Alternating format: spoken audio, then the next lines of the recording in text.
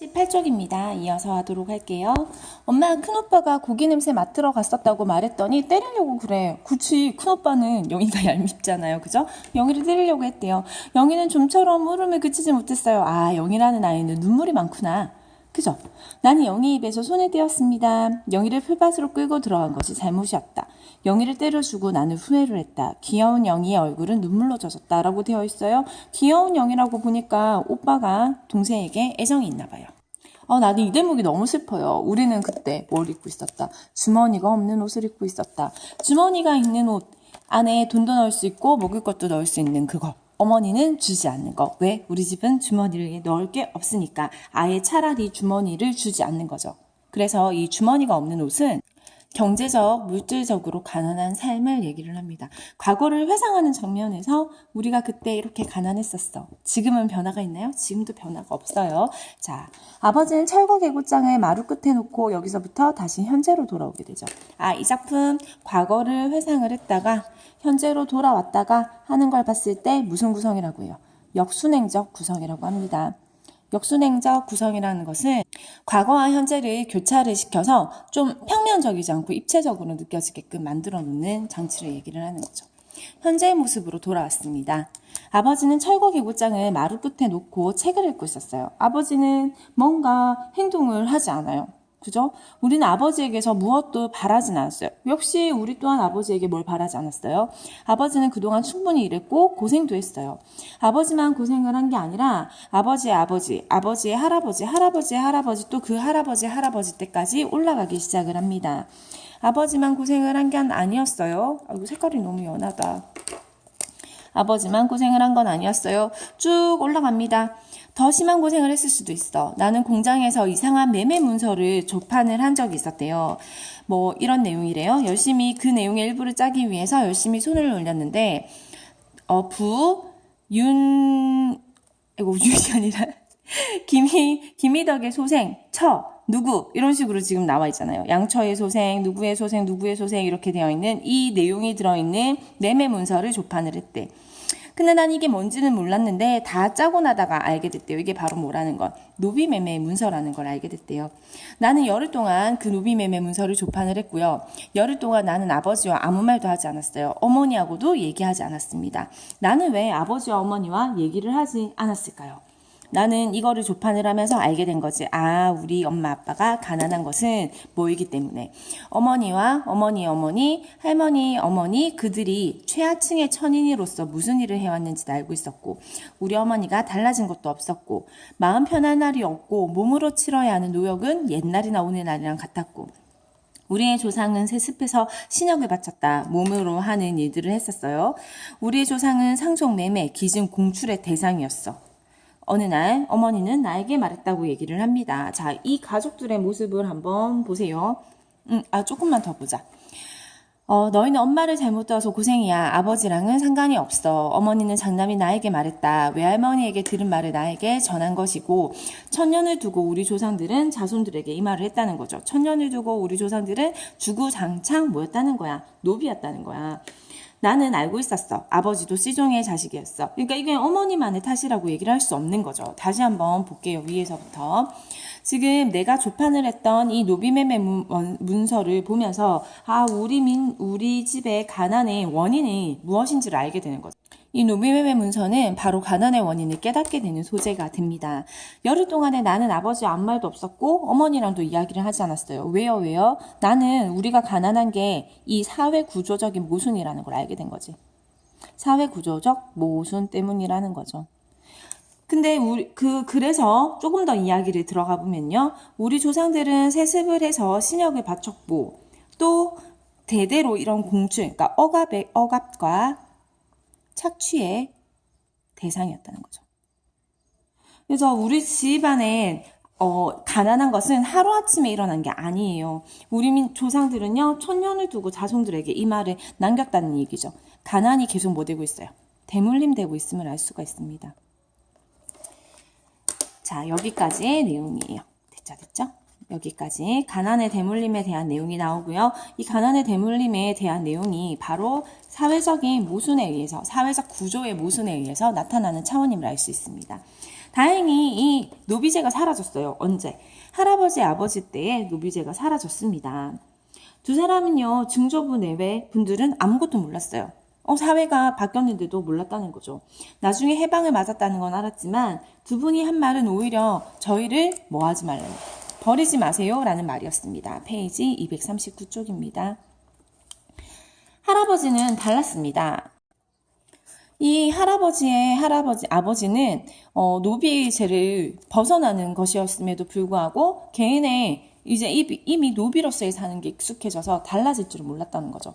근데 할아버지는 달랐어요. 할아버지는 그 과거의 유습에서 벗어나려고 했었어요. 그래서 늙은 주인이 집도 주고 땅도 줬어. 그런데 쓸데없는 일이었대요. 왜냐하면 몰라서. 할아버지나 증조부나 같았대요.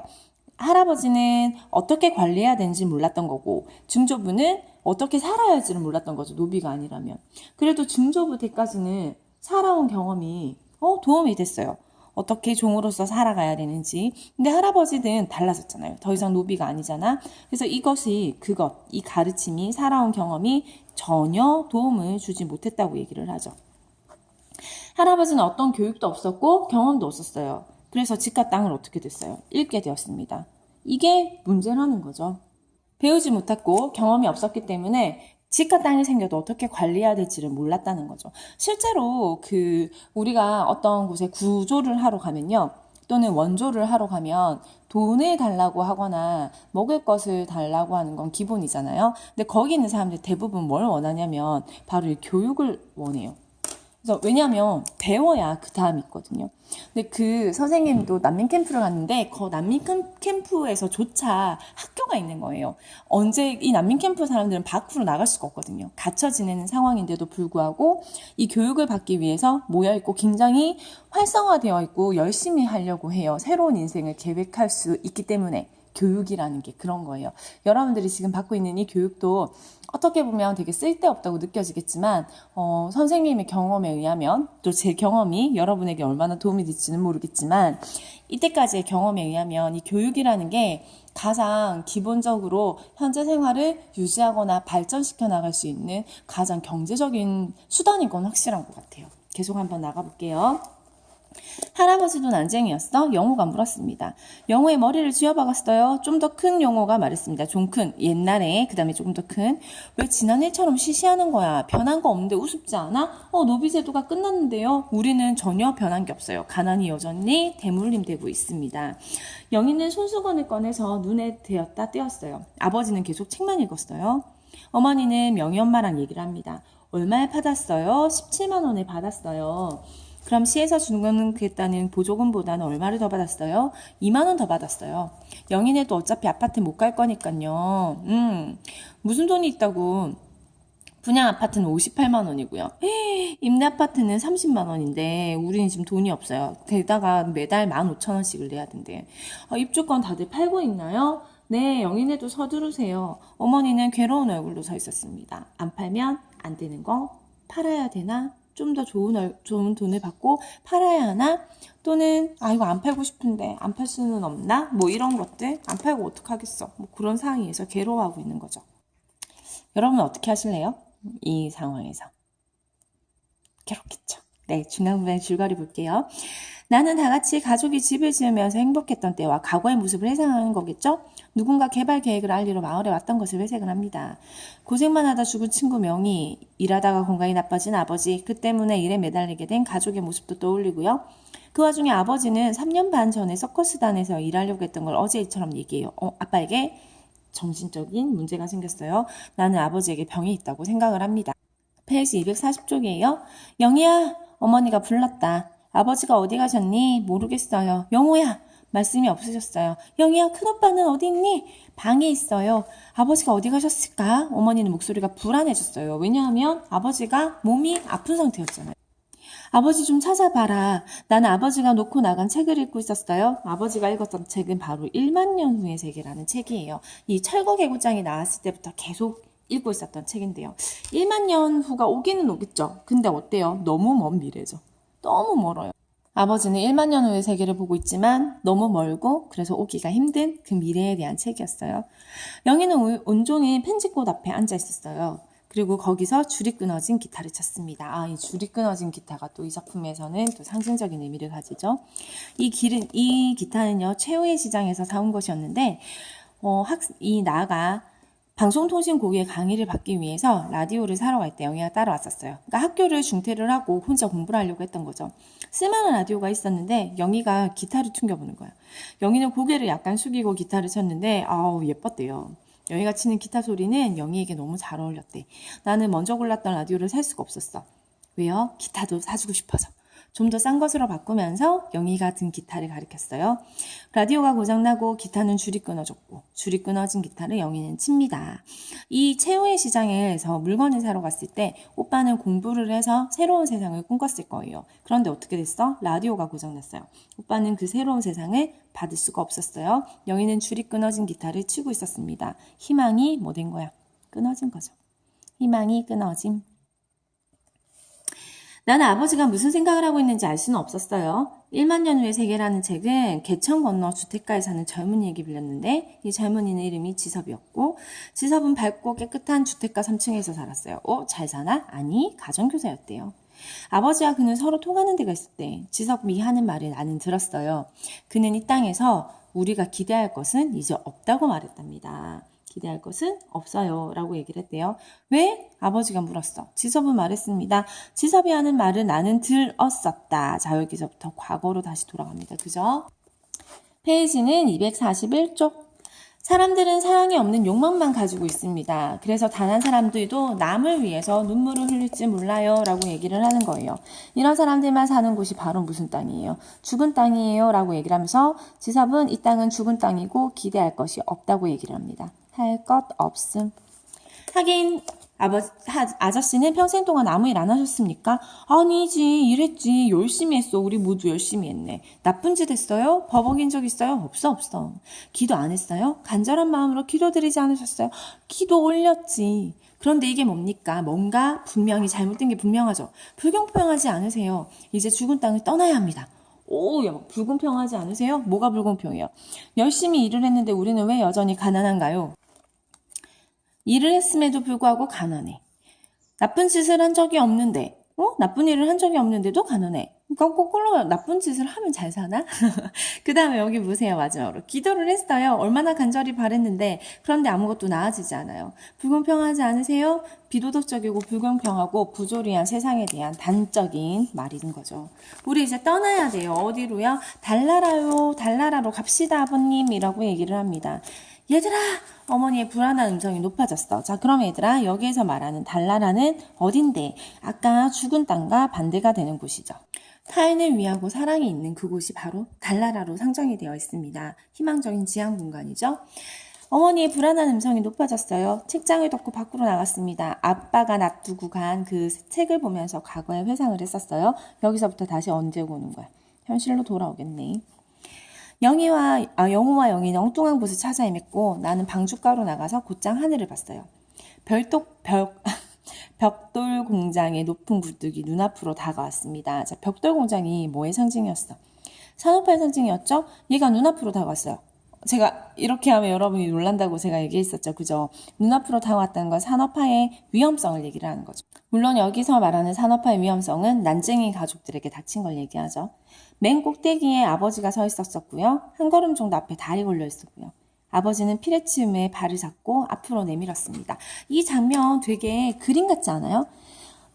벽돌 공장에 높은 굴뚝이 있었고 아버지가 서 있었고 한 걸음 앞에 다리 걸려 있었고 아버지는 피레침을 잡고 내밀었고 그 자세로 종이 비행기를 날렸습니다. 자, 여기에 그 산업화의 위험성 그리고 이 달 뭐예요? 이상향을 향해서 최대한 발을 뻗습니다. 굉장히 위태롭고 불안해 보이죠. 그 상태로 뭘 날려요? 종이 비행기를 날립니다. 종이 비행기는요, 앞에 나왔던 작은 공이랑 같은 의미예요. 아버지는 이 종이 비행기를 날리면서 달에 가기를 원했겠죠. 그래서 이 종이 비행기는 뭘 얘기하는 거예요? 아버지의 희망과 꿈을 얘기를 하겠죠. 근데 종이 비행기의 속성이 뭐예요? 일단 상승을 하기는 해요. 그죠? 상승을 하긴 하지만 곧 뭐예요? 하강합니다. 그러면 아버지의 희망과 꿈은 어떻게 될 거라는 거예요? 좌절될 것이라는 거죠. 그래서 이 아버지의 운명을 보여주는 대목입니다. 이렇게 아버지는 종이 비행기를 날리며 매달려 있어요. 나중에 아버지 결국 여기서 자살을 하게 됩니다. 뒷부분의 줄거리는 생략하도록 할게요. 학습활동 5번입니다. 달나라의 의미 뭐였어요? 희망이었죠. 현실적인 한계 너무 이상적이라서 손으로 잡을 수 없다는 거. 천국에 산 사람들은 지옥을 생각할 필요가 없었어요. 난쟁이 가족들은 지옥에 살았고 그래서 우리는 천국을 생각을 했습니다. 단 하루라도 생각을 안 해본 날이 없었어. 하루하루 생활이 지겨웠기 때문에 우리의 생활은 전쟁과 같이 위태로웠고 그 전쟁에서 날마다 죽기만 하는 좌절감을 가진 존재였어요. 그런데 이런 좌절감을 가진 가족에게도 꿈이 있었어요. 그 꿈이 뭐로 나와요? 달이랑 아버지가 날린 비행기. 하지만 달은 너무 멀리 있어서 현실적으로 가능성이 없었고 종이 비행기는 곧 뭐예요? 떨어지고 말 것이고 아버지가 쏘아 올린 작은 공 또한 상승과 하강의 이미지를 얘기를 해서 얘네는 곧 좌절될 거예요 라고 얘기했어요. 그러면 달과 비행기 꿈에 실어서 보내고 싶었던 이곳은 어떤 곳인데? 타인을 위하는 곳이었잖아요. 그러면 난쟁이가 살고 있는 이곳은 타인을 위하는 삶이 없는 곳이라는 얘기죠. 타인을 위하는 삶이 없어요. 그래서 소외계층인 난쟁이 가족을 지켜주지 못하고 오히려 더 막다른 골목으로 내쫓기만 하는 그런 현실적인 모습이 나타나고 있었습니다. 철거의 위기로 내몰리는 거죠. 난쟁이 가족은 열심히 살았나요? 네, 굉장히 열심히 살았어요. 열심히 살았지만 결론은요? 여전히 뭐예요? 이런 상황이에요. 여전히 가난합니다. 이 가난은 하루아침에 생겨난 건가요? 아니요. 뭐야? 가난의 대물림. 이 대물림으로 인해서 가족들은 지속적으로 가난할 수밖에 없었어요. 그래서 이 작품에서 얘기하고 싶은 거는 이 난쟁이 가족들의 가난이 대물림이 됐다는 거, 소외계층의 가난이 대물림이 되고 있다는 거, 그리고 이제는 뭐 할 때가 됐다는 거, 이 대물림을 뭐 할 수 있어야 돼요? 끊을 수 있어야 된다는 것. 끊을 수 있어야 함. 얘기를 하고 싶은 거죠. 그래서 이들의 가난은 개인의 문제가 아니라 사회의 구조적인 문제라는 거. 이 사회 구조적인 문제 때문에 생겨나는 갈등의 구조로 사회계층의 이야기를 들어보았습니다. 마지막 한 걸음 더 정리하도록 할게요. 난쟁이가 쏘아 올린 작은 공은요, 1978년도에 간행된 작품입니다. 70년대에 산업화 생각하셔야 되겠죠. 굴뚝공장으로 나타났었죠. 연작소설집에 실려 있었어요. 이 연작소설은 나옵니다. 산업화의 현장 속에서 경제적 기반이 무너진 소외계층의 삶을 보여주고 있어요. 난쟁이 일가는요, 똑같은 시민이지만 제대로 대접받지 못하는 도시 빈민층을 상징을 하고요. 그가 쏘아 올린 작은 공은요, 작은 꿈을 말합니다. 그죠? 하지만 꿈이 결국 실현되지 못했다는 점, 그래서 1970년대 우리 사회의 문제점을 보여주는 작품입니다. 여기까지 할게요. 수고하셨습니다.